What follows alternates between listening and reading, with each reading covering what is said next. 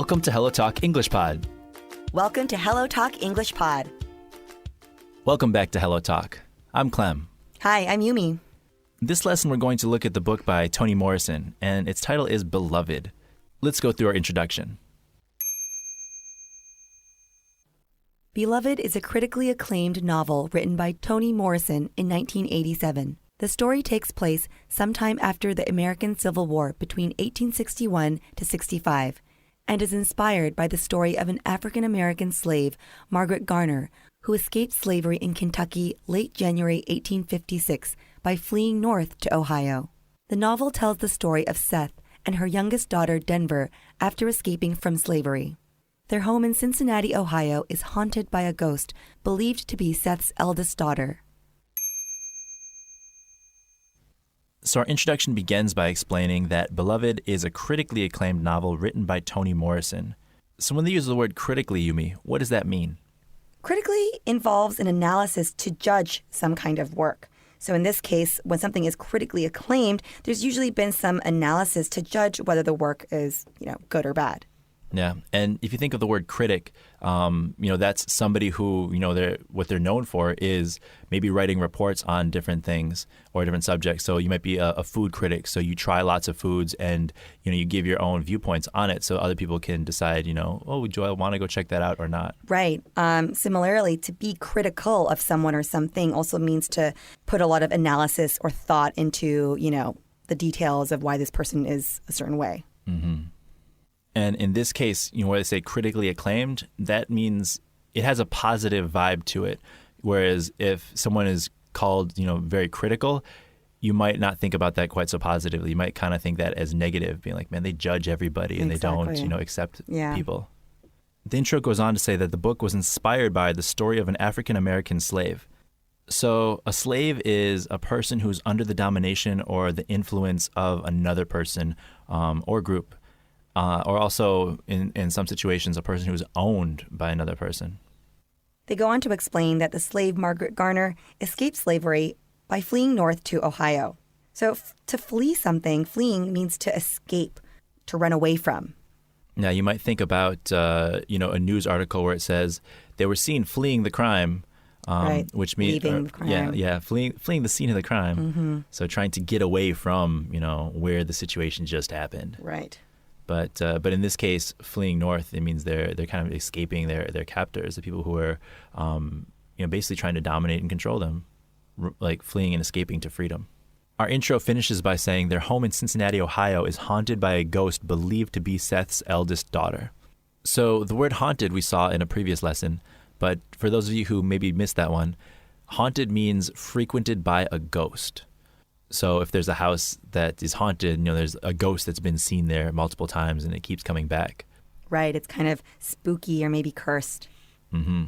And the other definition where you might see haunted would be, that back as we're talking about the ghost coming back, if, an image of something or a feeling or an idea of something keeps coming back, and usually it's not a pleasant, image or feeling.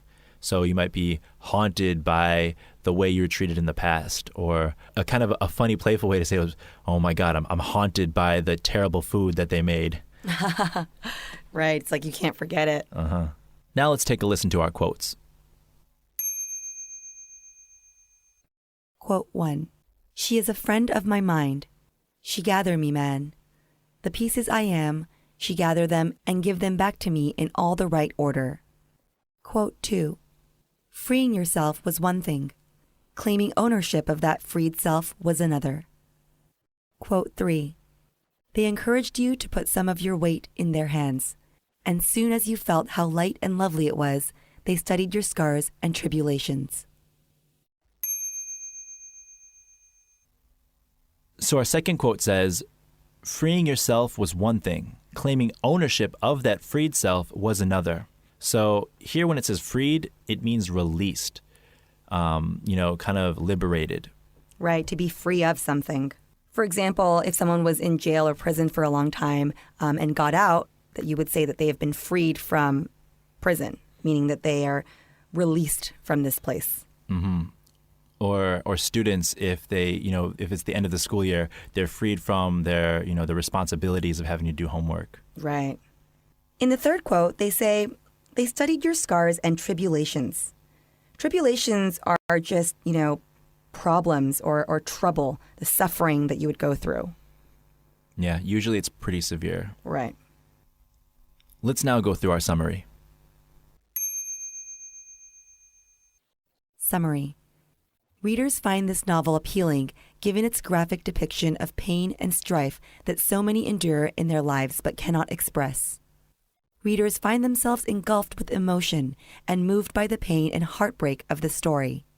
One of the other appealing factors about Beloved is that it sheds light on aspects of American history that have been forgotten or stolen from the pages of history and boldly reveals the truth about a past not too long gone.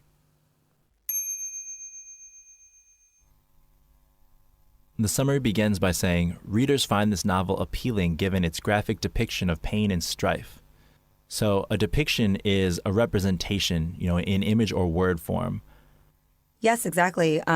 You might hear people say that the story depicted someone in a certain way. It means that they showed or represented this person in some way. And in that same sentence, they use the word strife.